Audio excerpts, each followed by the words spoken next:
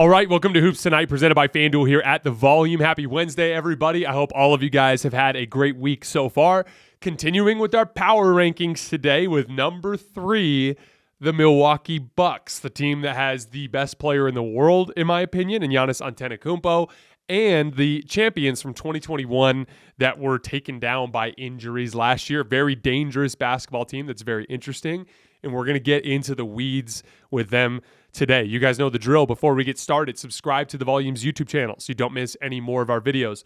Follow me on Twitter at _JasonLT so you guys don't miss any show announcements. And last but not least, if for whatever reason you guys can't get back over to YouTube to finish one of these videos, we do put them in podcast form wherever you get your podcasts under Hoops Tonight. And lastly, before we get started, I wanted to shout out our partner again, a product that I've been using every single day for the last couple of months, and that's AG1 by Athletic Greens. Like so many of you guys, I have an incredibly mentally and physically exhausting day just with what I do for a living with The Volume, obviously with what I do training and coaching kids with basketball, and then obviously I train and play basketball almost every day of my life as well. And it's just incredibly important for me to have my wits about me and to be focused, and then also to have consistent energy levels. And it has been a real, tangible feeling, a change in that energy and in that focus for me over the course of the last few months.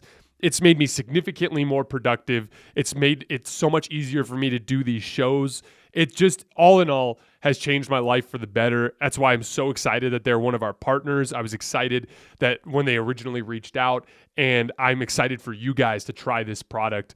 This is the best option for optimal nutrition out there. You take 1 scoop of AG1 and you're absorbing 75 high-quality vitamins, minerals, whole food sourced superfoods, probiotics, and adaptogens to help start your day right. This blend of ingredients supports your gut health, your nervous system, your immune system, your energy, recovery, focus, and aging. To make it easy, Athletic Greens is going to give you a free 1-year supply of immune-supporting vitamin D and 5 free travel packs of AG1. The travel packs are these little packets. They're easy just to throw in your bag. I use them every time I go on vacation. They're perfect. All you have to do is visit athleticgreens.com/JasonT. Again, that's athleticgreens.com/JasonT to take ownership over your health and pick up the ultimate daily nutritional insurance. Again, this has actually worked wonders for me, so I'm glad that they're partnered with us. I'm glad I get to tell you guys about it. I have my DMs and my messages open all the time. I want you guys to tell me about your experience with it to see if it's been working for you as well as it's worked for me. All right, on that note, let's move on to the Milwaukee Bucks. So, last year, they went 51-31. They lost in the second round in 7 games to the Boston Celtics without Khris Middleton, obviously. And that was one hell of a barn burner of a series. They actually went up 3-2 at one point, winning a huge game on the road in Game 5 in Boston. In the regular season, they were 3rd in offense, 14th in defense. Excuse me. Brook Lopez only played in 13 regular season games. That's the big thing that most Bucks fans point to as it pertains to their defense. I do think it goes a little deeper than that. There's too much talent on that roster to not be able to get more stops even without Brook Lopez, but that certainly played a little bit of a role. Giannis was my MVP last year. I would have given it to him over Nikola Jokic. I thought he was a better all-around basketball player last year. I think there's just fatigue with Giannis, and there's just a lot of hype behind Jokic. I like Jokic. I believe in everything he does, but the movement with him is getting a little bit out of control. The same goes for Joel Embiid. Those guys are very good. There are better players. I thought Giannis played better last year too. He would have been my MVP if I had a vote. I also thought that the Eastern Conference was a lot tougher than the Western Conference last year.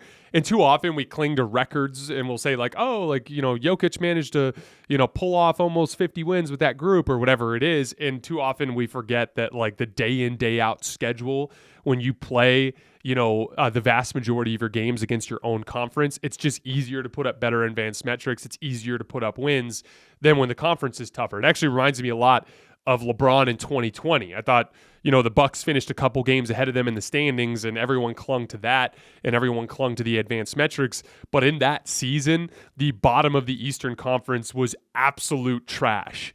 And you were just stacking up wins, and the Bucks were nearly undefeated against those teams and beat them all by 1,000,000 points every time, and it just inflated the heck out of their advanced metrics, and it inflated Giannis's MVP case that year, and I actually thought LeBron deserved it in 2020. It's kind of a similar thing for me with Giannis this year. I thought Giannis did more in a tougher conference, missing his backline partner in Brook Lopez, and put together a really damn good season. I would have had him as the MVP. I think he's the best player in the world right now as well. His performance in that Boston Celtics series was ridiculous. It was inefficient by his standards, but so was everyone when they faced Boston except for Steph Curry. And with Steph Curry, they ran a coverage that Steph's elite skill specifically targeted. And so it was, and don't get me wrong, I'm doing this whole thing because obviously, as you guys can guess, number 2 and number 1 are two teams that played in the NBA Finals last year, the Celtics and the Warriors, not in that order, in some order. I'm not going to reveal it right now. But in that series, for these two videos coming up in the next 2 days, I'm completely rewatching the 2022 NBA Finals just to learn a lot more about what those teams did schematically and just to rehash that series for this over the course of these next 2 videos. And I cannot tell you how much Ime Udoka got outcoached in that series. It's difficult for me to even explain to you at this point. I'm still trying to put all of that together. But like it was jarring, the gap in schematic competency between Steve Kerr and Ime Udoka. And it was a huge part of why Boston lost that series. And it's a huge part of why Steph was so good in that series compared to some of the other stars around the league and how they played against that Boston Celtics defense. That's a credit to Steph, for the record. That's not a shot at Steph. But I don't blame Giannis for his inefficiency. KD had inefficiency issues. Literally, Jimmy Butler had 3 games in a row where he had like 14 points or less in the conference finals. Every star struggled a bit against that Celtics defense. But Giannis was extraordinarily impressive in that series on both ends of the floor. He flashed levels of high-end playmaking that I didn't think he was capable of. As I've always said, Giannis and his ability to pass the basketball was always what mattered the most to me in his development. Way more than shot making, because the reality is you can't stop him from getting to the rim. The only way you can stop him from getting to the rim is by crowding him, and it's actually easier for him to beat that by passing the basketball than it is by him shooting over the top, especially with how far he still has to come as a shot maker. Outside of the paint, he's still incredibly inconsistent, and he has a very long way to go in that department. But if he passes the basketball this well, it just doesn't even matter. But what you saw in that series is that he's physically completely impossible to stop at this point. And even when you saw Grant Williams and Al Horford have some success against him early in the series, by the end of the series, he was going through them like tissue paper too, even in big moments. And so that Celtics series, even in a losing effort, solidified Giannis to me as the best player in the world right now. We talked about this yesterday in the Warriors Media Day thing. I think for bragging rights purposes, it's cool to call Steph the best player in the world, but I think even Warriors fans would acknowledge that what Giannis can do on both ends of the floor right now is just at another level than really anybody else in the league. This offseason, they made 2 first-round draft pick and a second-round draft pick. Not going to talk about them today. 1, I don't think they're going to play much in the rotation. 2, I don't know a ton about them, and I'm not a big believer in coming on here and just talking when I don't know what I'm talking about, so I'm going to reserve my opinions on those 2 guys until I watch them play more NBA basketball. They re-signed Bobby Portis, Wesley Matthews, Serge Ibaka, and Javon Carter. They signed Joe Ingles, who I actually really liked as long as he can get his health back. He does really well defending big wings because he's got a good frame. He slides his feet well, and he's really good at anticipating changes in direction. He's a very smart defensive player. He does struggle to contain quicker players, but in this scheme with how much size they have on the back line, it's a little less important. He's a very good spot-up player, which is important because that's the very specific weakness in this Bucks roster right now. He shoots the ball really well, and he attacks closeouts well, especially as a passer. So I thought it was a really smart pickup from Milwaukee, and I think it's going to make them better. They did lose Dante DiVincenzo to the Warriors, but he was hurt last year. They're essentially running things back, though. They won a chip, essentially, with this group in 2021, and they nearly beat the Celtics without their second best player. There was no reason for them to do any sort of massive shakeup. Looking at the depth chart, at the guard position, Jrue Holiday, George Hill, Javon Carter. On the wings, they have Giannis Antetokounmpo, Khris Middleton, Grayson Allen, Joe Ingles, Pat Connaughton, and Wesley Matthews. In the bigs, Brook Lopez, Bobby Portis, Serge Ibaka, and then Giannis, for all intents and purposes, is a big as well. You guys know the drill. The way we're going to do this is we're going to dive into what they do on the offensive end of the floor, dive into what they do on the defensive end of the floor. Then we'll talk about what their best case scenario is, their worst case scenario, and their biggest X factor. So on offense, I wanted to start with their transition attack because, typically it's an ancillary thing for most teams. Most teams in the league run when it's convenient. They see an opportunity, they'll push the ball up the floor. In general, the pace of the game kind of takes that feel around the league for all 30 teams. But this is a team that consistently pushes the break. This is a team that struggles to score in the half court because they don't have great creation, especially in a situation like what happened last year when Khris Middleton goes down. Jrue Holiday can be somewhat inconsistent as a scorer. Giannis is better in transition and better in he struggles a little bit when things are really crowded in front of him in the half court. And Khris Middleton can be inconsistent from time to time. So pushing in transition is just smart for this team. They were third in frequency last year, and excuse me, they scored 1.14 points per possession on transition plays. This is mostly Giannis pushing the break. When Giannis gets ahead of steam in transition, teams have to build a wall. And when they do, it opens up shooting opportunities. And then in addition to that, it creates an initial advantage that allows them to flow into their motion offense. So before we go any further on that concept, I thought it was really interesting. Darvin Ham, in his first day at training camp, this was going around on social media yesterday, he drew some boxes on the court, or had the staff tape some boxes on the court. 2 in the deep corners, and then 1 that extended basically the dunker spot underneath the basket. And apparently Darvin Ham's reasoning there, and this is something apparently he picked up from Mike Budenholzer, and there are some other coaches that do it around the league, but essentially they want to dissuade or take away from teams' ability to build the wall. And the best way to do that is to sprint to the corners so that you have spray out options, or to force transition defenders to take off to the corners. And then in the dunker spot, obviously, if you run into the wall, that's a guy you can drop the ball off to.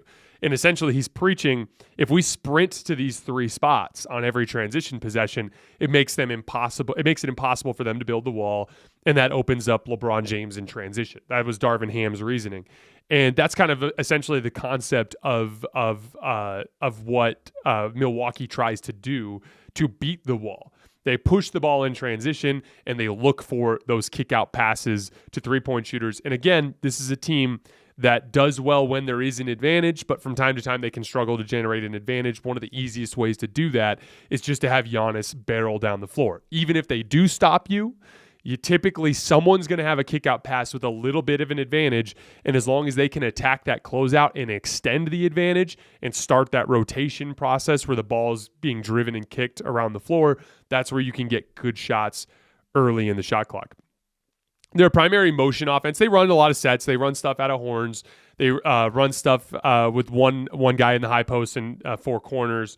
It's a lot of like cross screening Lopez and Giannis to try to get different screen defenders onto Giannis so that he can set ball screens and things like that. They do some Giannis Middleton stuff. Their general motion offense is pistol. And the foundational concept of pistol is basically a dribble handoff that flows into a ball screen. And that interchange makes it difficult to guard the pick and roll. So, my last year in college when I played at Arizona Christian, we were a pick and roll offense. And that conference that I was in had all sorts of amazing guards, like all-American, incredible guards. The guard play in that conference was ridiculous. And so most teams ran a ton of pick and roll. And so the vast majority of our practices, like a good 40 minutes a day, we would literally just set up and run pick and roll coverages trying to guard 2-on-2 so that we could learn the different spots on the floor, what our pick and roll coverages would be. And I obviously, for the most part, was defending on the ball. And when you're on the ball defending in ball screens, it's so important to get set up. So for instance, if we're on the side of the floor and we're running ice, an ice coverage dictates that I have to force the ball handler to reject the screen. So if the ball handler's on the wing and the big's coming to set a screen, he wants to come off that ball screen towards the middle of the floor. right? So I literally will get up and take away his left hand to force him back towards the right. And then my big man is waiting for him essentially in a drop coverage around the block. There are different ways to attack that. Pull-up jump shooting from the guard position always helps. And then it's a pick and pop is always the best way to attack it as the screener. But my point is as the ball defender, I have to get pre-positioned to send the guy the way I want him to go, right? In a typical drop coverage, I have to prepare myself to fight over the top of the screen. So I'm hugging up to the ball handler. I'm getting my steps right to take these lunging steps to get around. I'm getting low and set so that I can initiate contact with the screener so I don't get caught on it, right? There's all these different things I got to do. Well, if there's an interchange before the interchange, that takes away my ability to get set. So if I'm guarding Drew Holiday, and I'm in the corner, and Khris Middleton has the ball at the top of the key, and he does a dribble handoff into Drew. By the time Drew has the basketball, I'm already out of position, and he's flowing into a ball screen with Giannis. And so because of that, it takes away teams' ability to set up their pick and roll coverage. It's a basic interchange, and that concept is the foundational concept of the pistol offense. A dribble handoff that flows into a ball screen, and they run a ton of this down in Milwaukee. They also run a lot of what I call double pick and roll. This is essentially where this used to be run all the time in the NBA when we used to have two bigs consistently, not as much anymore. It's also really heavily used at the lower levels of hoops, like in high school and in college, because a lot of teams lean on size there just because the ball handling is not as good at the lower levels. But basically all that is you have Brook Lopez and Giannis set simultaneous ball screens spaced out by maybe 5 feet. And as Drew comes down, one of the big men will roll to the basket and the other will replace to the top of the key. A lot of teams will mix that up to try to confuse you. For Milwaukee, it's a lot of Giannis rolling to the rim and Lopez bouncing out because he's a little bit more consistent as a three-point shooter. But essentially, it's designed to confuse you. And the vast majority of teams, both of their screen defenders will end up dropping back. Or one of them will have to help on the ball handler and the other will drop back. So almost always the big man is wide open at the top of the key. And if he's got a good look, he can shoot it. If the defender's closing out at him, he can swing it, or that can flow into a dribble handoff. It's a basic way to get the ball to the top of the key wide open that can flow into your next action. One of the other most common ways that the Bucks initiate their offense is transition post-ups. So all three of Khris, Drew, and Giannis are good back to the basket players in different ways. Like Drew can bully most of the smaller guards in the league. Khris Middleton, his specialty is literally to shoot over the top of defenders that are smaller than him. And then Giannis obviously is just a freak of nature physically. So a lot of times what they'll do is when they get a stop, whoever has that ball will just run up the floor and turn their back to the basket at about the three-point line and back down to the block. And then inevitably what ends up happening is the defense kind of collapses on them, and that's how they get their initial advantage to start their drive and kick. Almost every team in the league has a foundational concept to generate the initial advantage. From there, it's about playing basketball. And playing basketball means extending the advantage until somebody gets a wide open three or somebody cuts to the basket, gets a wide open layup, or someone is able to drive to the basket. That initial action, though, is done a bunch of different ways. Some teams like the Brooklyn Nets do it through a ton of high pick and roll. Some teams like the Los Angeles Lakers and the Milwaukee Bucks do it through a ton of post-ups. Some teams like the Miami Heat and the Golden State Warriors do it through a ton of sets. But the point is all of it is designed to generate that initial advantage so that everyone else can work on extending the advantage and get a good look out of it. For the Bucks, one of their most common ways to do that is their transition post-ups. Isolation. So they were the fourth most frequent isolation team in the league, seventh most efficient. They have three walking mismatches. Like we talked about earlier, Drew Holiday's too big for most guards. Khris specializes in shooting over the top of smaller defenders. And Giannis is probably the biggest mismatch in all of basketball. When I was watching the footage from the Celtics-Bucks series earlier when we were doing the player rankings and I was covering Giannis, one of the funniest things in that series was how when Giannis managed to get Tatum or Brown on a switch, he literally ripped through them like tissue paper. And these are the best perimeter defenders in the league, some of the best perimeter defenders in all of basketball on the wing. and a specific archetype of perimeter defender that is considered by most GMs to be the most valuable defensive position in all of basketball. And he was ripping through them like tissue paper. He's too fast for bigs. So really the only type of player that has any hope of guarding a Giannis is the super strong, bulky, low center of gravity forwards. And that's why you saw guys like Grant Williams do okay. Al Horford did okay too. He's kind of a unique archetype. If I was building a defender in a lab to guard Giannis, it would be a LeBron James or a Draymond Green. Someone who's undersized to play the big, but is as big and strong as most of the bigs in the league. I think it would be awesome for the league if we got a Bucks-Warriors finals this year, and it would be an incredible matchup to watch Draymond Green try to guard Giannis for an entire series. As basketball fans, we should all be wishing for something like that at some point in the future because I think it'd be really fun to watch. Isolation teams that rely on shot making can be really inconsistent. So when you hear fourth most ISOs, there's a initial kind of recoil where you're like, that sounds stagnant. It sounds like they don't move the ball much. That sounds silly, right? But their isolation is different. It relies on bully ball. It's a lot of physical, trying to enforce your physicality on the opponent rather than the Kevin Durant, Kyrie Irving were taking crazy off the dribble jump shots. Like in isolation teams that rely on shot making can be inconsistent. Isolation teams that rely on bully ball can make you feel utterly helpless. And that's kind of like the Bucks-Lakers dynamic where it's like sometimes the offense can look stagnant. Sometimes it can look like things are crowded in the paint and then there's not enough movement. But then it's like a lot of LeBron James, Anthony Davis, Giannis Antetokounmpo, Drew Holiday, and Khris Middleton just bullying you to get whatever they want. And that's why it works. All three of those guys give you about 1 point per possession in ISO, which is above average. That's why they are successful as an isolation team. They were 8th in pick and roll ball handler efficiency, 7th in roll man efficiency, so they're a good pick and roll team. Part of that is like I was talking about the pistol sets, running interchanges before they flow into pick and roll to make it hard for them to guard. That's something I'd love to see the Lakers do more of because too often they're just too brute force and there's not enough motion flowing into what they like to do. Giannis, Khris, and Drew are all in the 70th percentile or better as pick and roll ball handlers.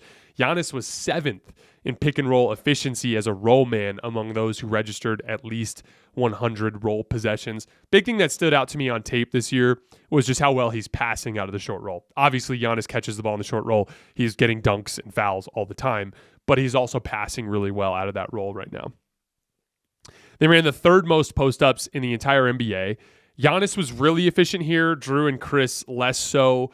But the big thing here is less them scoring out of the post for Drew and Khris and more them just initiating the offense, like I talked about, to start possessions, to get that initial rotation, that initial advantage that they can expand.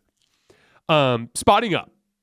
They were 9th in efficiency in spot-up possessions during the regular season, but I thought this was a big part of what got them beat in the Celtics series. Boston, by the end of the series, when they realized they couldn't stop him in single coverage, were sending the kitchen sink towards Giannis. You know, it'd be Grant Williams on him, but you'd have two guys in both driving lanes just waiting for him to put the ball on the floor. And the Bucks were just incapable of capitalizing on that attention sent towards Giannis.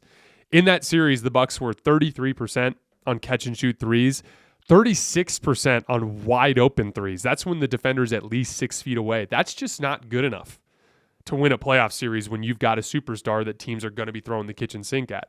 A couple things are going to help a lot here. One, Joe Ingles getting into the rotation. I just think he's a much better spot-up player than most of the guys they have on the roster.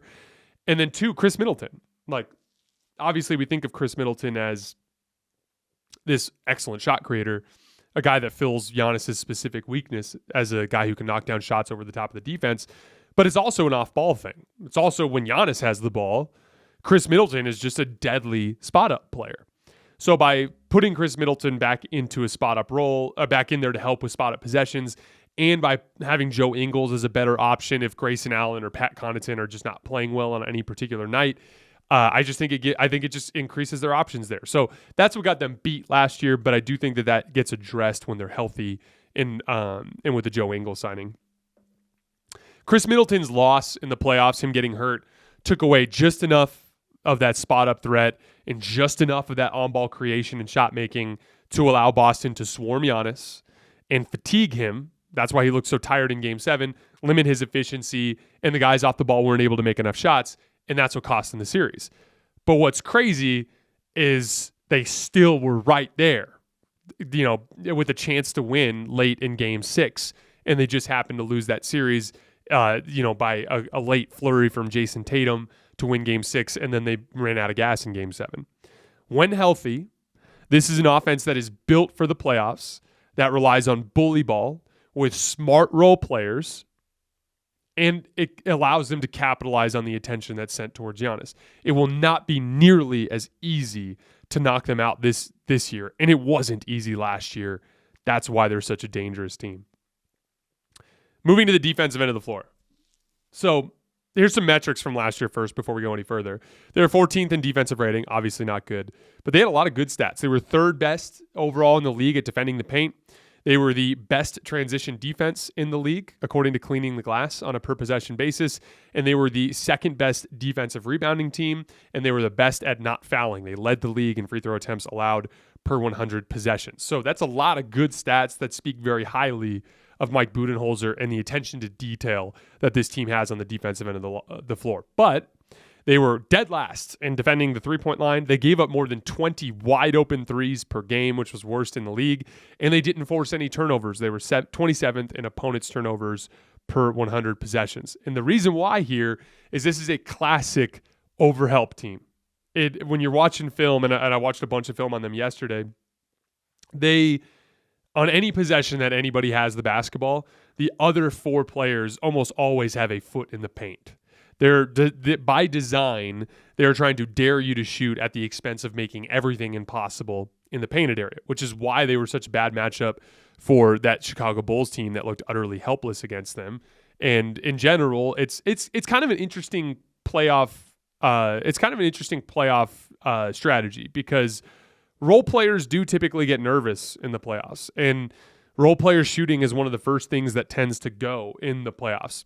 And so I get it from a strategy standpoint, but the risk there is that what if they make shots? And what ended up happening in Game 6 and Game 7 of the conference semifinals against Boston is Boston shot 40% from three and made 39 threes in Game 6 and Game 7, and you lost. So as a strategy, it can burn you, and it did in this particular case. But then again, if I'm Mike Budenholzer, I'm saying, okay, yeah, that's all great, but if I have Khris Middleton, we're probably winning that series in 5 or 6 games.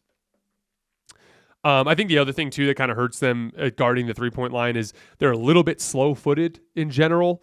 Sometimes they have these lineups with like Jrue Holiday and Wesley Matthews, who, even though, Drew's a great athlete, they're shorter. And so their strides are shorter, and so they don't cover ground as quickly. And then obviously you've got Brook Lopez, who's a little bit lumbering. So if you get Milwaukee in rotation, they can be a little bit slow to close out to shooters as well. This is a vintage defense. They play gigantic lineups with tons of size and strength. They do the least switching of any team I've seen on this list so far. Most of the teams are switching 1 through 4 and then just running drop coverages from the center position. Some of the more modern thinking teams are switching everything. You watch a Milwaukee Bucks game and it's Jrue Holiday fighting through off-ball screens. It's Khris Middleton fighting through off-ball screens. They will switch when they need to, but there's a whole lot of just, we're playing old-fashioned basketball. Stick your man. And we're not going to make things easier on you by switching. You've got your responsibility and you stay with that guy. They run drop coverage with crazy help from the weak side corner. They love to set it up where, Brook is navigating the ball screen as the screen defender, and then Giannis is just abandoning, whether it's Patrick Williams in the Bulls series or whoever the hell it is, Robert Williams or whoever the hell it is he's guarding in the Celtics series, he'll just abandon that guy as soon as the screen action starts and he's waiting under the basket. It's a very, very vintage defense. They're super physical on the perimeter. Wesley Matthews, Pat Connaughton, and Jrue Holiday all three of them are stout guards that play defense with their hands, and that's allowed in the playoffs. It's a great way to contain on the perimeter. And they rebound super well because they're huge, and they completely shut down the paint at the expense of letting you shoot threes and hoping you'll miss. But it's a very vintage defense. And, we can nitpick it all we want, and God knows I've done a lot of that over the course of the last 6 months, but the results are there. They were right there anyway, even without Khris Middleton, and they won the title the year before. So what's the best case scenario with this team? Obviously, they win the title. When healthy, they haven't lost a playoff series since the bubble. Giannis is the best player in the world and will likely be the best player in any potential playoff series that he plays. That actually ends up playing a bigger role than most people think. And then even for teams like the Celtics, Warriors, and Clippers, even if you manage to beat this Bucks team, they're going down in 6 or 7 games. This is not a team that anybody's going to knock out in 4 or 5.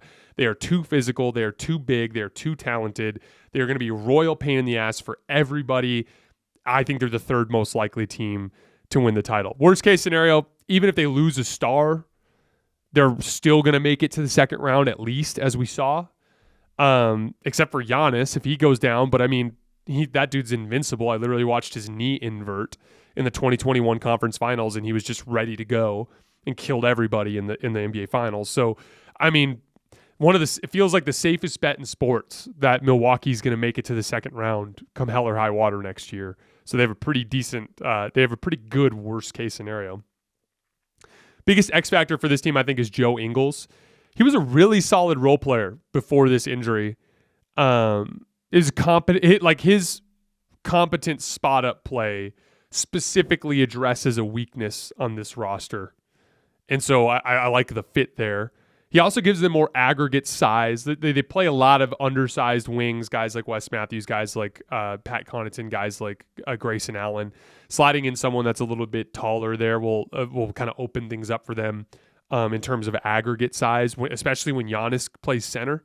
And Budenholzer leans really heavily into Brook Lopez at center. If you looked at the on-off numbers from the Celtics series, they were much, much better with Giannis at center in that series. He just refused to go to it. But again, that's his vintage approach to the game.